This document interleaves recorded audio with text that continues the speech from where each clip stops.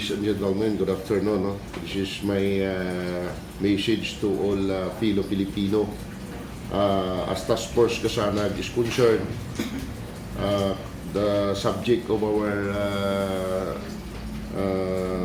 press con is for corrupt practices among government officials, employees, and politicians become the norms, and Philippines become the most corrupt countries in Asia. Ombudsman greatly failed in its mandate to prosecute all corruption cases. Thus, instead of moderating the greed and corruption within the government, instead all exploded into stratospheric height. No? To my Filipino and beloved Filipinos, Task Force Kasanag International Organization is an advocacy group that is against graft and corruption. It is embarking a mission to eradicate Filipino people and help the Philippine fight in its culture of corruption, which is rooted to the core. Based on the study and observation by various concerned groups and individuals, there's strong conclusion that corruption became bolder and more daring after the EDSA revolution. It becomes a culture and the norms. Almost all aspects of government transactions seems require grease money for any transaction to proceed. The amount involved keep on rising regardless of who is involved. But lately Congress was even caught legislating a law just to steal the budget, which was clearly taxpayers' money. Worse, the whole government were mechanized to borrow money just to be stolen by a brazen few. Task Force Kasanag International Organization, which is hundreds of thousands non-political members, was seriously monitoring the daily event that was occurring in our country, using its own resources, time, and money through the collective effort of its members, collected so much information, data, and evidences that corruption was indeed committed recently by government officials and employees. Worse, almost all of corruption were done criminally through the intentional act, connivance, pre-planned, and even organized by various offices just to execute the bastardly act of stealing the taxpayer money. By hook and by crook, nobody can help them, as if they were blessed with authority to steal, and albeit of amount of money involves of direct participation from the highest office of the land. The appointment upon received from reliable information, the higher government position become a commodity for sale. So the highest bidder is even categorized based on the ability of that office to generate corrupt money. Those a transaction which was created wherein that position were required to deliver a weekly or monthly quota that was creating a syndicate within the government agency that peddle influence and approval of various government contracts that dictate the price in relation to the amount of transaction, thereby causing artificial bottleneck, artificial shortage, monopoly, and oligarchy. The Ombudsman and the justice system is deeply responsible and play a very critical role in promoting corruption. The word justice delay is justice denied is now the critical words. It became the standard practice wherein if you want justice to be served you have to pay. If you want justice not to be served you always have to pay. Parang lagaring hapon only in the Philippines, wherein the justice system have a real estate business called parking lot, wherein employers collect parking fees in order to freeze or to park a decision wherein the court will not be carried out, that instead will be made to sleep, and the court personnel will collect monthly fee. At the same time, the corrupt or convicted government official and employees can continue enjoy all the benefits of the free person. Almost all cases involving government officials experience intentional delays, wherein the current judge sit on the case and the respondent will wait for the next favorable judge and the shortly memory of the Filipinos. Then suddenly the whole case is dismissed. Systemically, any person will deep pocket can be can benefit from the system of practice. Only in the Philippines, wherein the judiciary for the past decade repeatedly tell the whole world to this rhetoric that the court was overwhelmed by cases, thus there were shortage of manpower and judges. All of these were simply rhetoric just to make Filipino numb and dumb, but scientifically, all of this rhetoric were beneficial to all the people involved in the judiciary. The more justice denied and delayed, the more crime being committed by the same group of people, in return money being poured into the justice system, of which it serves only the criminals.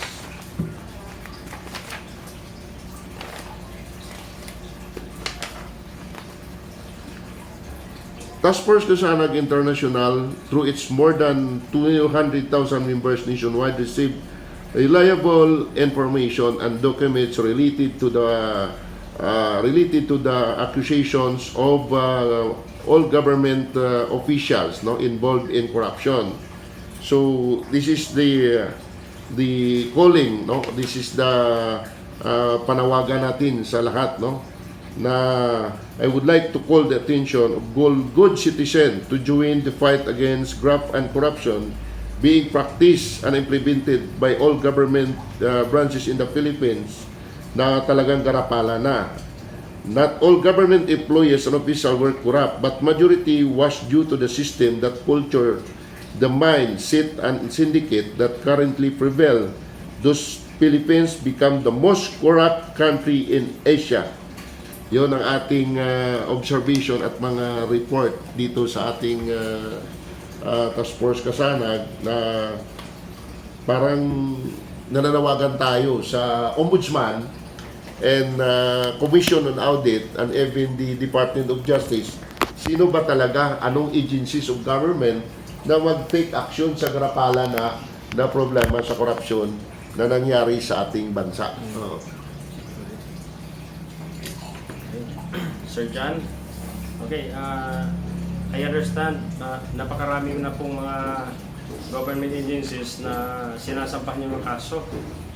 Isa na po dyan sa natalakay sa inyong binabasa ngayon. Kumusta na po ang mga kasong inihain nyo sa kanila? Well, in fact, yung Office of the Ombudsman, no, pagka nag-file ka ng kaso, pag pinapalu up mo, bibigyan ka ng result na under evaluation. Yung iba, 1 taon na, yung iba malapit na 2 taon, kung minsan ang sagot under evaluation. Doon naman sa ina-file natin na case sa mga mayors, ay makikita natin, no, although respeto natin yung desisyon ng ombudsman. Kaya lang, siyempre yung mga evidence na na ginagawa natin to prove na talagang may violation ng isang nasa gobyerno, although hindi mawawala sa isip natin na magdududa tayo. Bakit? Number one, bakit ko ang isang mahirap pag hinuli ng isang pulis na may ninakaw lang na 2 sardinas, ba't agad-agad makulong? Hindi lang nakulong, kung minsan nasasaktan pa.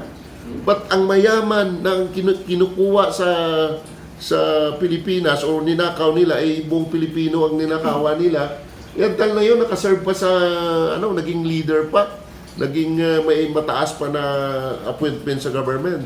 Yung parang naramdaman ko, in my own opinion and experience, parang consider ko na pera-pera na ba ang ngayon, ang takbo, para bang kung more money you are saved. Kung wala kang pera, makulong ka agad. Yung parang in my own experience since 2009 up to the present, kaya nga naggawa kami ng isang panawagan ngayon. Sino ba talagang agencies of government na siya talagang mananagot regarding sa nangyaring malubhang korupsyon na nangyari sa ating bansa? Left and right na kung tumingin eh. Kung mag-transact ka sa mga government agencies, kailangan mo talagang gumamit ng influence. Kung walang influence, siyempre walang mangyari. O kahit na i-deny nila yan, hindi nila pwedeng i-deny na mayroon talagang favoritism na nangyari sa mga transaction in government. Doon lang sa DPWH na nag-file din tayo ng complaint dahil sa mga arranged bidding. paano natin malabanan ang corruption kung ang Commission on Audit at Ombudsman ay mahihirapan tayo kahit sa ebidensya. Tayo na ang nagpa-file ng complaint, pareha sa akin, nagpa-file ako ng complaint sa Ombudsman. Pahihirapan pa tayo ng Ombudsman ng mga evidence that in fact sila sana ang gagawa at tutulong sa atin kung paano natin ma-eradicate at mawala ang corruption. Well, in fact, the Office of the Ombudsman ay maghanap pa ng mapakaraming ebidensya to prove that this person you file action na may corruption. Paano ngayon yan?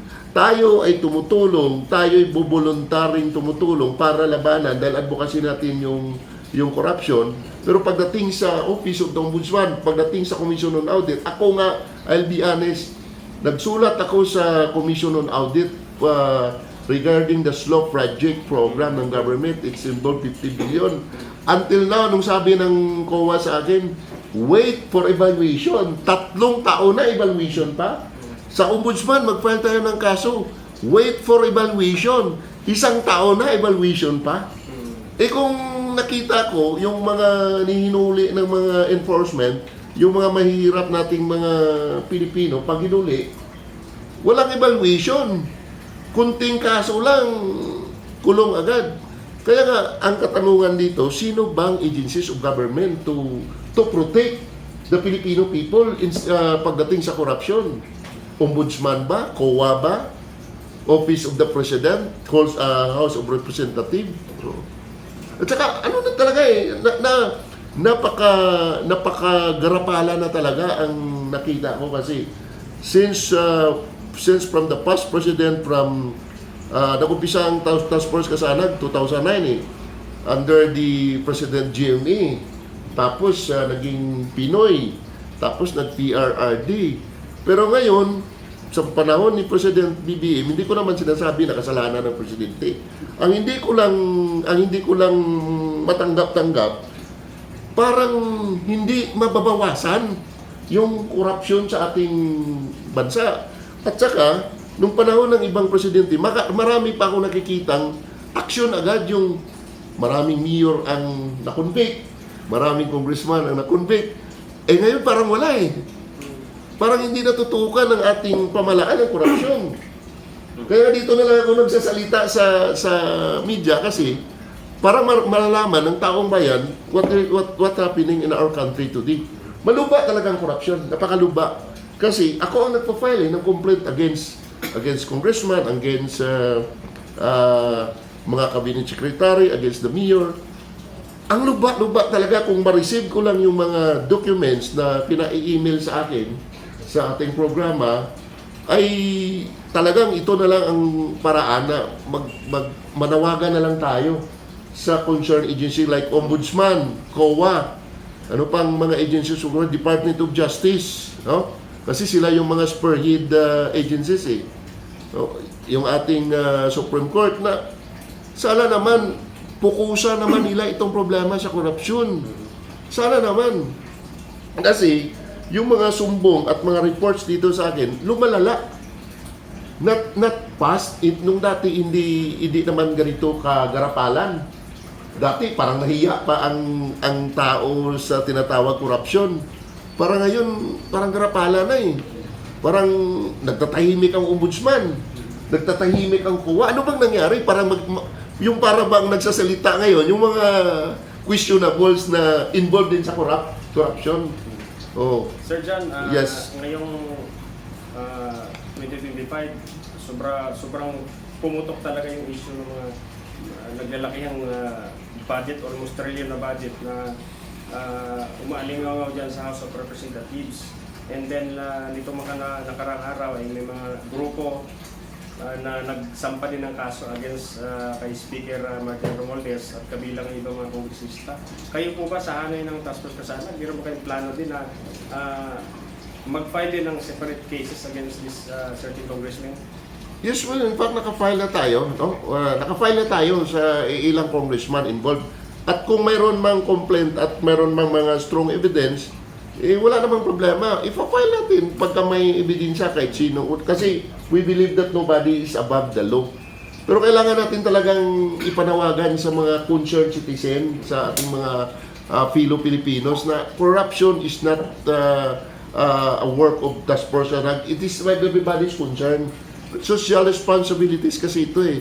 Kailangan natin talaga manawagan sa buong Filo-Pilipino, especially sa ating mga partners media, na pag pinabayaan natin ang problema sa corruption, itong nagdudulot ng kahirapan, krimen, at I don't know kung ano ang future ng ating mga anak, apo sa future nating mga Pilipino kung pabayaan na lang nating magari-arian na yung corruption.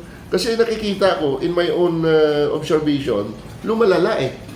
Lumalala talaga. Kasi araw-araw yung natanggap ko lang na problema sa corruption, hindi bababa sa 3 email. Corruption sa part ng mayor, corruption sa part ng LGU. Even sa DNR may corruption. Even sa DILG, lahat ng sangay ng gobyerno, from barangay to the national level, may dudang-duda at allegation of corruption. Kaya sabi ko, ano na ang trabaho ng ombudsman? What is ombudsman today? What is the COA? Ang pagtutulungan kasi ng Commission on Audit at ombudsman, napakalaga yan. O bakit ano na sila ngayon? We cannot deny that sila yung concern talaga ng aking panawagan, kasi saan ba tayo hingi ng tulong? Dito na lang tayo nag-pour out ng sentiment sa public through media. Ito na lang yung paraan na pwede kong masabi, kasi magpalo up ako dyan sa ombudsman, bibigyan lang tayo ng number at sabihin, under evaluation. Punta tayo ng COA, under evaluation. Hindi naman natin silang pwedeng utusan. Kailan ba matapos ang evaluation? Doon lang sa slow project, na-file ko ng complaint. Until now, wala pang labas ang COA findings. Sabihin lang sa'yo, under evaluation. 2 years na. Di ba, hindi kayo masasaktan? Ano na talaga ang trabaho ng COA? Ano ba ang COA? Parang pinipili lang? Sino bang pwede i-auditan? Ito hindi pwede. Oh. Kaya this is challenge to all Filipino. Kailan ba tayo magising sa katotohanan na ang bansa natin ay napakaraming korap? Sir John, sa lahat ng mga nangyayaring desisyon dyan sa House of Representatives ay lahat po ay nalalaman at nasa timon po ng pinakahid nila, which is the Speaker of the House. Paglilinaw po, may plano po ba kayong mag-file din ng kaso dito kay House Speaker Martin Romualdez? Yes, kung mayroong ebidensya, why not? No? Basta as long there is an evidence, kasi we base on the evidence. No? Hindi naman tayo pwedeng mag-file lang sa hearsay, So kung mayroong mang ebidensya na ilalapit sa TFTI, wala tayong kaduda-duda, ipa-file talaga natin yung complaint na yan through the Office of the Ombudsman. Kaya nga ako nananawagan sa Office of the Ombudsman, kailan sila maging active na talagang ikampanya ng tudo, no? Yung bang talaga yung banatan ba, kasi whether we like it or not, siya lang ang agency na talaga ang kanyang trabaho is to eradicate corruption. Yan ang nangyari. Sana wala pa tayong nakikitang congressman na nakulong lifetime. Yung problema pa kung minsan may mga matataas na official na baligtad pa eh. Nakakalungkot lalo pa sa aming mga anti-graft organization. Nakakalungkot na makukonvict, after all, sinayang mo ang oras at panahon mo, after all, dismiss lang naman pala. Nito nakaraang taon ay sa privilege speech ni Senator Joel Villanueva, nabanggit ko ang pangalan ninyo at ang pangalan ng Task Force Kasanag, which is kayo po ay nanindigang nag-file sa isang billionaryo na kongresista. Kayo po ba ay willing po magipag-ugnayan po kay Senator Joel Villanueva at sa Blue Ribbon Committee kung sakali bang? Basta in terms of our advocacy, wala naman tayong willing talaga ako kahit saan tayo dalhin na agencies of governments. Basta in terms of our advocacy, we will face any meeting. Opo, alam po ng taong bayan na marami din pong bukod po sa Task Force Kasanag, meron din pong VECC, Volunteer Against Crime and Corruption, at meron din po Citizens Crime Watch. Kayo ba ay nagkaroon na po ng pag-uusap na magsalig-pwersa para po mas matibay po ang mga kasong isasamba dito sa mga corporate officials? Yes or no, I am willing to unite any NGOs na ang advocacy nila is advocacy namin. Wala tayong kahit anong NGOs, pwede tayong makipag-isa basta sa atin lang ang advocacy lang yung ating dito, yung point natin. Oh. Sir John, na-mention niyo po yung Kongreso. Binuo po yung ng House of Representatives yung tinatawag na Quadcom. Yes, sir. And sa Quadcom, mabilis nilang iniimbestigahan yung pera na nagamit kung saan. At isa na nga po rito yung sa iba't iba, sa DepEd, kung ano pa. Possible po ba na ang Task Force Kasanas ay lumapit din sa Congress, including dun sa Committee on Public Works para tutukan nila itong problema tulad ng mga nangyayari sa DPWH? Well, in fact, sir, I'll be honest, no? Sumulat ako kay kay House Speaker, no? Hindi ko lang na-recall anong pizza, no? Mas sumulat ako, ini-inform ko sila sa mga nangyaring problema sa DPWH, sa Department of Agrarian Reform, sa lahat ng government agencies na involved sa inilalapit ko sa kanila, sinusulatan ko sila. So, ako naman, kung minsan nagre-reply, kung minsan matagal ang reply, at para sa akin, parang hindi nila priority pagdating sa corruption. Iwan ko lang. No? In my own experience, kasi alam naman natin ang reply ng taong willing to eradicate the corruption program, no? Pero sa akin, parang hindi nila priority ang corruption concern.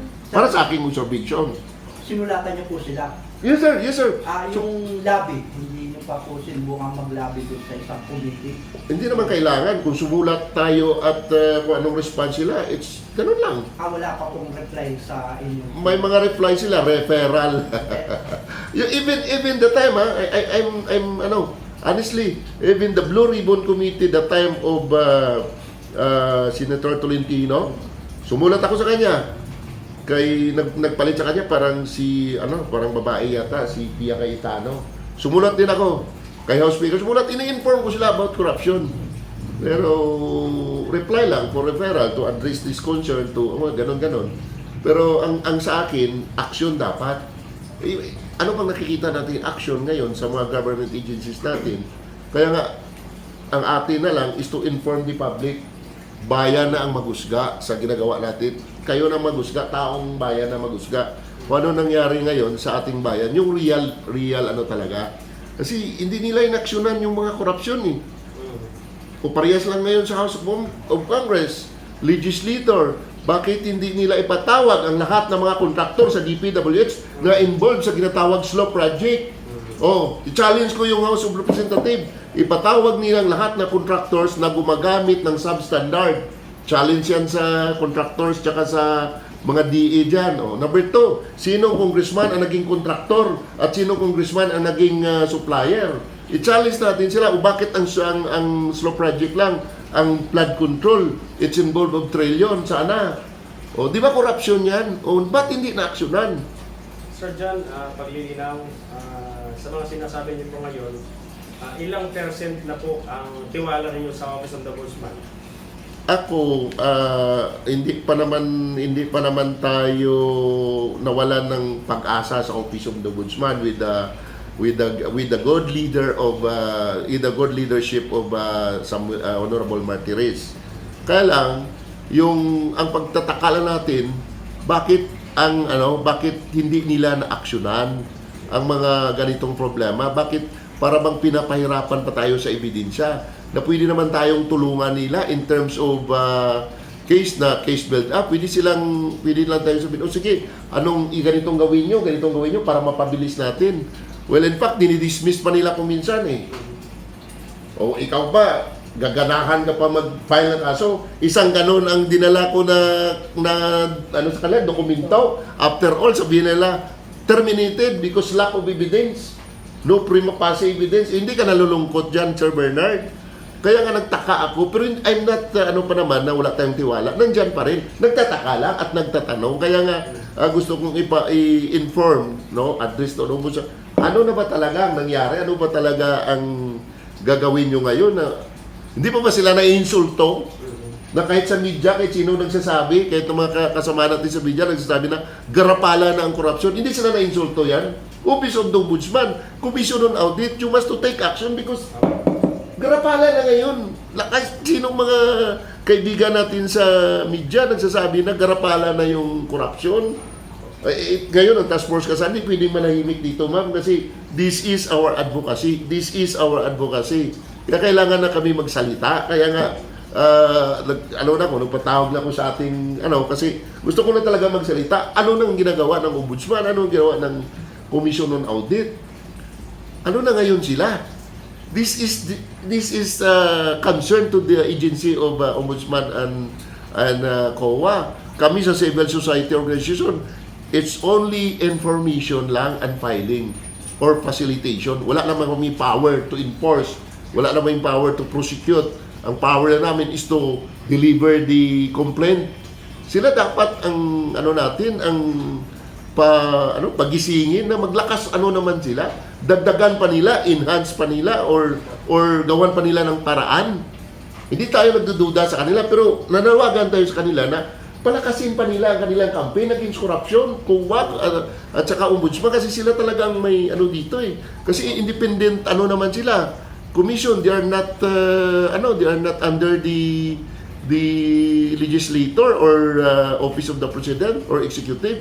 They are independent branch of the government eh. Tinawag silang commission eh. So dyan, base po sa inyong mga sinasabi ngayon, parang lumalabas po na usad pag-uupo kapag gumalaw po ang Office of the Ombudsman. Now, meron ba kayong plano na idaan na lang po sa santong paspasan katulad ng mga malawakang rally, kilos protesta sa harapan ng Office of the Ombudsman? Okay naman yan kasi right of ng tao yan, sa kanila yung constitutional rights nila, freedom of speech nila yan kung magsalita sa rally. Wala namang problema sa akin. Pero ako, as a law-abiding citizen, kailangan natin talaga, we will follow and due process sinusunod natin. Kaya lang ang ating ngayong panawagan sa kanila, it's a matter of my sentiment na ano ba talaga ang hindi nyo kayang gawin kasi trabaho nyo talaga yan. Whether you like it or not, that is your responsibility to the Filipino people. Kailangan nyo talagang i-enhance ang inyong power dyan. Kailangan nilang mag-ask ng additional batas na kailangan magpabilis sa kanila na kung paano pwede nilang gawin yun. At alam ko kaya nilang gawin kasi trabaho nila yan eh. Alam nga naman na sila ba papayag lang na insulto na sila na napakaraming korupsyon na nangyari. Tapos hanggang doon lang kanilang magagawa. Di ba? Sir Jan, bukod sa graft and corruption na nilalabanan ninyo, ano naman yung good sa side ninyo ng inyong mga miyembro ng TFK? Ano yung mga programa at mga plano ninyo para mas lalong makalakas ang TFK? Well, in fact, as peace advocator, tuloy-tuloy yung aming programa. Well, in fact, pupunta din kami sa mga concerned agencies of government na pwede namin i-partner in terms of charitable services, livelihood program, yung ating elite organizations na naging financial arms natin. Tuloy-tuloy naman ang programa, Kaya lang hindi natin pwedeng magtahimik lang pagdating sa mga nangyayari sa ating paligid na para bang we are useless as advocator, hindi tayo magsalita. Diba? Kailangan lang natin magsalita, pero hindi natin na sinasabi na lahat na sila dyan ay ganon. Based to the experience and based to the anonymous letter na pinapadala sa atin ng ating mga kababayan na gustong humingi ng tulong sa Task Force Kasanan. Sir, malaki po kasi yung buong bansa nasasakop ng mga miyembro para matutukan yung kanilang mga leader, mga politiko na nanangasiwa sa kanila. Ilan na po ba yung lugar, saan lugar na po ba active ang Task Force Kasanan? Well, in fact, ngayon nag-18 regions tayo. So 18 regions meron talagang member ng Task Force Kasanan nationwide. At meron na rin tayong international chapter sa ibang bansa. So lahat ng mga regions may TFTI talaga na nakatutok. So lahat naman ng mga reports nila, pino-forward nila sa atin kung anong mga experience nila, observation, tungkol sa doon sa mga good governance or mga abuso na nangyari sa kanilang region. On the other side, sir, ano yung mga posible nilang mga nararating, mga naitutulong ng grupong task force para sa mga member? Ano Well, mga programa, project ninyo po sa kanila? Well, in fact, naparami, no, in terms of livelihood program, no, mayroon silang mga training for livelihood, no, may responder team din tayo na in terms of calamity, may sunog, ano, nagte-take action naman sila, tapos naging partner din sila ng PNP in terms of anti-criminality, no. So iba't ibang programa, voluntary na may na itutulong nila at tuloy-tuloy yung training ng aming mga members sa baba, no. So walang ano yan, walang tigil yan. Habang available yung time nila, nagko-contribute sila sa ating government na kung ano-anong mga tulong, no. So kaya lang itong aking palaging ginagampanan na how can we achieve real peace if there is corruption, no? Paano natin ma-achieve yung real development o real progress kung ang korupsyon sa Pilipinas ay hindi natin i-eradicate. Kailangan talaga magtulong-tulong tayo dito eh. Tulong-tulong talaga ang kailangan dito eh para naman maramdaman ng ombudsman at COA na trabaho talaga nila yan. No? Trabaho talaga. Ang atin lang naman is hindi natin sila pinagdudahan, pero ang sa akin lang, i-enhance pa nila ang kanilang talent, ang kanilang power para at least kahit papano matatakot naman yung mga korap. Pero para sa akin, parang hindi takot eh. Basically, call to action ng gusto ni Sir. So, death penalty din sagot dyan sa Kung death penalty, ano talaga ako, sir, gusto ko talaga nagsusupport ako pag death penalty is concerned kasi may proseso naman yan eh. Pero para sa akin, kung akong tatanungin, doon talaga mag-start din sa mga government involved, no? Kung ako tatanungin, di siyempre, COA, ombudsman, pag nag-isa ang dalawang yan at magtulungan, di ako maniniwala na hindi nila makayang ikulong yan. Ang COA, nag-audit, ang ombudsman, nag-prosecute, kung magkaisa yan, audit saka prosecution, do you think makapalag si congressman, si mayor, si governor? I don't think so. Kung matino ang COA, matino si ombudsman, hindi ako maniwala na makapalag sa kanila. Kahit kapitan, kahit kagawad, kahit sinong congressman, pag nag-isa ito silang dalawa, naging honest si ombudsman at si COA, do you think makapalag si congressman? COA at ombudsman lang mag-isa, totoong COA audit, totoong prosecutions. So dyan, marami pong klase ng death penalty. Merong firing squad, merong puso-pulo, at meron ring silya elektrika, meron din bitay. Saan ko ang medyo pabor kayo? Ako sa firing squad kasi maraming makakita eh. Hindi Pag sa ako, firing squad, ano po, sa loob ba ng court, sa loob na ba ng isang facility, or sa labas po, in the public? kung ako tatanungin, dapat public eh. Di ba sa Saudi Arabia, nakita ko doon eh, sa plaza talaga, pinuputol ang ulo eh. Pinuputol ang kamay. Di ba? O di, parang matakot na rin yung gagawa ka ng kalukuhan dyan, firing squad ka. Di ba? Mag-isip-isip ka rin. Eh dito sa atin, walang ganun eh. At wala pa akong nakitang na pinakamayaman na congressman na nagnakaw, nakulong ng habang buhay.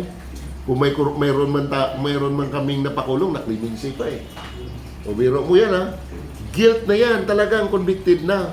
Pero after siguro 2 taon sa kulungan, clemency. Nakalabas, clemency by the So yun parang lang. Naghirap ka, nagastos ka, everything. Nagsuffer ka ng mga hearing. Then after all, nakalabas pa. Only in the Philippines. Kaya sabi ko only in the Philippines eh. So dyan, May mga allegation din na kaya binasa ko yung mga allegation na dinaldal ito na kung may pera ka, pwede mo mapabilis. Kung may pera ka, pwedeng hindi mo mapabilis. Parang ganon. So, that's only allegation. Pero, in my experience, parang ganon ang nangyari sa bansa natin. So dyan, ngayon po ay umpisa na po ang election period. ano po, sa tingin po ninyo ang magiging sitwasyon ngayon doon sa mga kaso? At lalo na't marami din pong tumatakbo na sinampahan din po ninyo before. Kaya nga, ang panawagan natin sa ating mga butante na sana mag-isip man sila, no? Kasi habang buhay tayong niluloko, habang buhay din tayong magpaluko. Wala namang manluloko kung walang nagpaluko. So sana ang mga Pilipino, mga kapatid nating Pilipino, paulit-ulit kong panawagan yan, minsan lang. Hindi man, minsan subukan nila na huwag magtanggap ng pera ng politiko. Minsan lang. Kung hindi ka naman mamamatay siguro pag hindi mo natanggap yung 1,000, 2,000. Hindi ka naman magkasakit kung hindi ka tatanggap ng pera ng politiko. At least, na-prove mo sa self mo na kaya mo palang panindigan na huwag tumanggap ng pera galing sa kanila. Although sabi nila, tanggapin na lang kasi galing din sa atin yan. Pero pag tumanggap ka, parang nag-conspired ka na rin sa kanila. Iba na ang kanilang iniisip yan. Yung mga panawagan ka po ba dyan sa Office of the Ombudsman, sa COA, at sa mga government agencies? Well, in fact, panawagan ko lang sa kanila na sana, no, appeal to the Ombudsman and COA. Trabaho nila ito, sana i-enhance pa nila, i-develop pa nila ang kanilang strategy na mabawasan or hindi man maubos, at least mabawasan, ma-minimize, at kung kailangan ma-neutralize na may marami talaga ang mabalitaan natin na nakulong dahil sa korupsyon. At dapat ibalita naman nila sa media. Kung minsan kasi, pareha sa akin, nagpalabas ng desisyon, wala nga kalam-alamang media na may conviction na pala si Mayor, may conviction na si ganito. So dapat kung mapabilisan na nila ang pag-usad ng mga kaso, magandang balita, tapos inform to the media kung sinong congressman na convict, sinong mayor na... ang daming ibinalita pag-file ng kaso, pero pagdating sa promulgation o resolution, parang hindi na nabalita. So, anong nangyari sa kaso? Diba? Parang dapat to avoid any malicious and doubt ng mga taong bayan. Dapat, ang ombudsman, magkaroon ng media, correspondence na balita naman nila o ano na ang kanilang ginagawa na ngayon, no? Hindi naman sila, although avoid of ethics, pero kailangan din nila mag-inform sa public na ito na ginagawa namin yun, ito nakarami ang nakasuhan namin, ito si ganito, nakulong na, ito si ganito. Even ang uwa, dapat, dapat constant din ang kanilang information sa public. Ipaalam nila sa publiko kasi whether you like it or not, they are called public servant. At tayong mga taxpayer ay naghihintay ng tamang panggobyerno at good governance. Ano natin yan? Deserve tayo ng kanilang good governance.